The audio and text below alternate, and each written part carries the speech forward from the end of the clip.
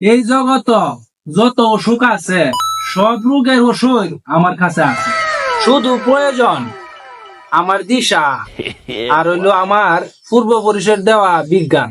হাকিম সাহেব, গত কয়েকদিন ধরে আমার পেটও কামড়ানি, আর রাইতে ঠিক মতে ঘুমও ধরে না।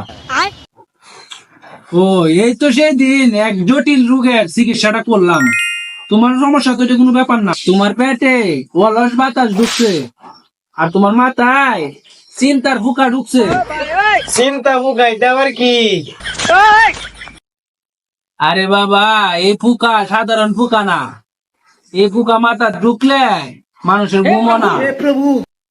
এর জন্য প্রয়োজন গভীর সমুদ্রের জল। সকালে 3 ফুটা, রাইতে 3 ফুটা খানে দিবেন। তখন দেখবেন মাথার অলস ফুকা চলে যাবে।